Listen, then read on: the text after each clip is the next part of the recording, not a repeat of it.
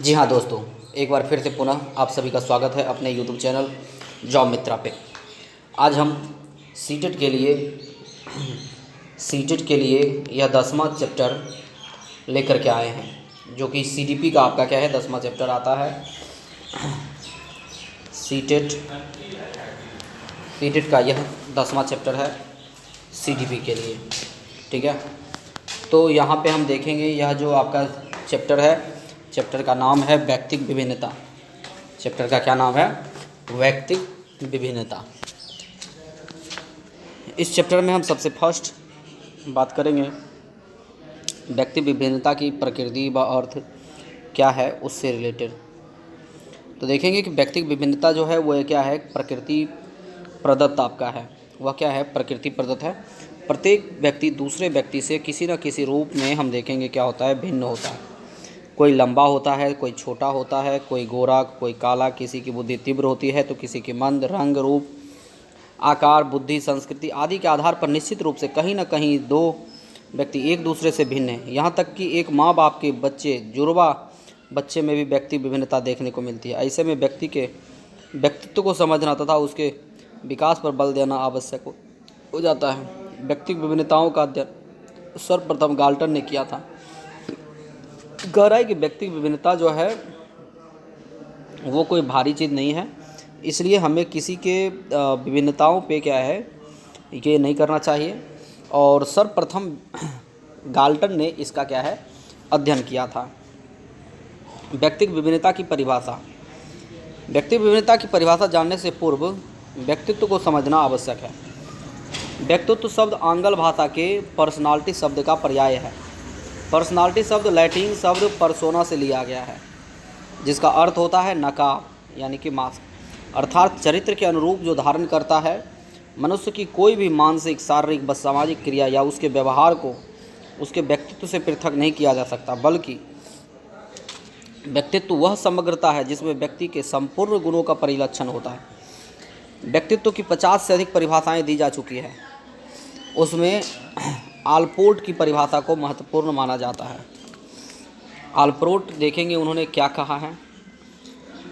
व्यक्तित्व व्यक्ति के भीतर पूर्ण मनोशारीरिक तंत्रों का गतिशील या गत्यात्मक संगठन है, जो वातावरण में उसके अपूर्व समायोजन को निर्धारित करते हैं, ठीक है।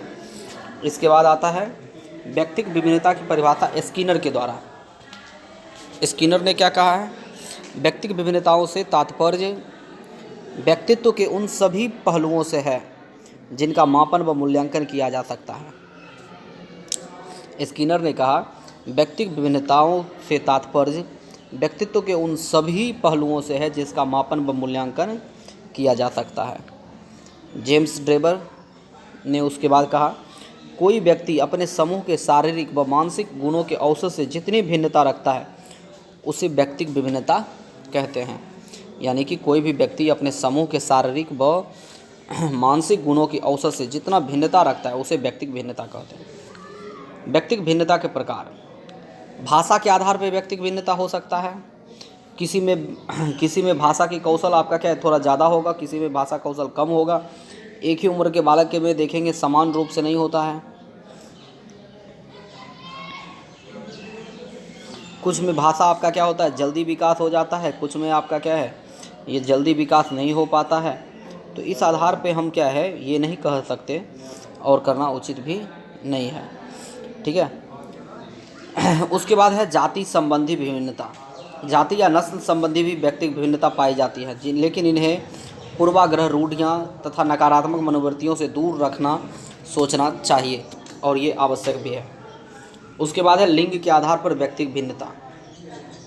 किसके आधार पे? लिंग के आधार पे व्यक्तिगत भिन्नता। कह रहा है कि पुरुष का शारीरिक संगठन स्त्री के अपेक्षाकृत क्या होता है, अलग होता है। सामान्यतः एक ही वातावरण के अंतर्गत रहने वाले पुरुषों की लंबाई स्त्रियों से काफ़ी अधिक होती है और उसमें शारीरिक भिन्नता दिखती है, परंतु मानसिक स्तर में लड़कियां लड़कों से भी पीछे नहीं है। यह भी अध्ययन में पाया गया कि एक ही परिवेश में रहने वाले लड़के लड़कियों में सहनशीलता ज़्यादा पाई जाती है अपेक्षाकृत लड़कों के।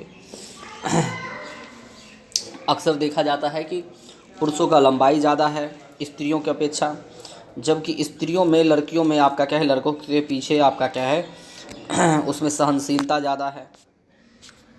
उसके बाद आता है समुदाय के आधार पर व्यक्तिगत भिन्नता। समुदाय के आधार पर मनुष्य एक सामाजिक प्राणी है, ऐसे में निश्चित ही उसके व्यक्तित्व पर उसके परिवार व समाज का स्पष्ट प्रभाव पड़ता है।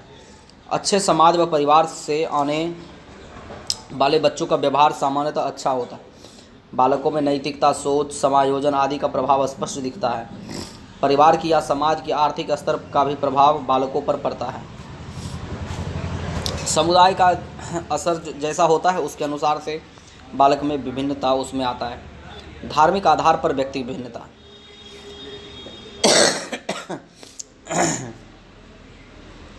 धर्म को सरल शब्दों में जाने तो क्रियाकलाप या आचरण जो हम नित्य प्रतिदिन करते हैं, अर्थात धर्म हमारे नियमों, नैतिक मूल्यों और आचरण को निर्धारित करते तथा नियंत्रित भी करता है। प्रत्येक धर्म सहिष्णुता, प्रेम, भाईचारा आदि सिखलाता है, परंतु इसके मानने वालों के व्यवहार में अंतर आता है। इसकी मुख्य वजह है धर्म की उदारता, कट्टरता आदि। जिस धर्म में उदारता का भाव ज़्यादा होगा, निश्चित रूप से उसे मानने वालों की प्रवृत्ति में भी उदारता अधिक देखने को मिलेगी। इस सब के अलावा शारीरिक, मानसिक, सांवेगिक आदि के आधार पर व्यक्ति भिन्नता पाई जाती है। यानी कि धार्मिक आधार पर भी व्यक्तिगत भिन्नता होती है। धर्म में जैसा आचरण क्या है सिखाया जाता है, उसी आधार पर उसी तरीके से व्यक्तियों में क्या है भिन्नता देखने को मिलेगा। व्यक्तिगत भिन्नता के अध्ययन की विधियाँ। मनोवैज्ञानिकों ने व्यक्तिगत भिन्नता के अध्ययन करने की हेतु कई विधियों का निर्माण किया है। यह देखेंगे किस प्रकार से है। पहला, व्यक्तित्व परीक्षण। पहला क्या है? व्यक्तित्व परीक्षण। व्यक्तित्व परीक्षण में व्यक्ति या बालक के शील गुणों के माप हेतु वैज्ञानिकों ने कई व्यक्तित्व परीक्षण बनाए, जैसे व्यक्तित्व आविष्कार कारिका, प्रक्षेपण विधियाँ, परीक्षण विधियाँ आदि। इसके बाद है उपलब्धि विधि। बालकों में शैक्षिक उपलब्धि की माप हेतु भिन्न भिन्न विषयों के अलग अलग परीक्षण बनाए गए हैं। इसके बाद है बुद्धि परीक्षण। मनोवैज्ञानिकों ने अनेक तरह के बुद्धि परीक्षण का निर्माण किया है। जिसके प्राप्तांक के आधार पर बुद्धि लब्धि प्राप्त किया जा सकता है, जैसे बिने, टरमैन, गुड एनएफ, कैटल, जलोटा आदि द्वारा बनाया गया बुद्धि परीक्षण यहाँ पे है। फिर आता है अभिक्षमता परीक्षण। अलग अलग अभिक्षमता के मापन हेतु अलग अलग परीक्षण या निर्माण का किया जाता है, जैसे शिक्षण अभिक्षमता, प्रशासनिक अभिक्षमता, आंकिक अभिक्षमता, प्रत्याक्षणिक अभिक्षमता आदि। ये सब आपका क्या है, अलग अलग अभिक्षमता परीक्षण के अंतर्गत आता है। इसके अलावा अभिरुचि परीक्षण, संवेग परीक्षण, मनोवृत्ति परीक्षण आदि विधियों के निर्माण से भी ये सब किया जाता है।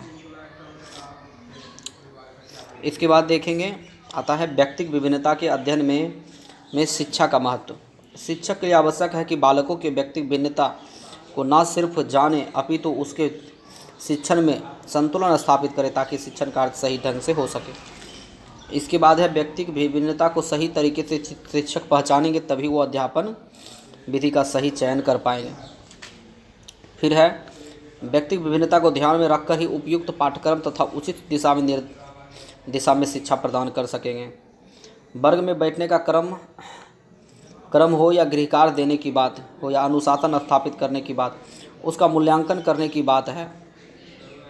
शिक्षक व्यक्तिगत भिन्नता को जाने तभी वह उपरोक्त कार्य को उचित ढंग से संपन्न कर पाएंगे। ठीक है, तो ये आपका क्या है चैप्टर था व्यक्तिगत भिन्नता। इसको आप स्क्रीनशॉट ले सकते हैं।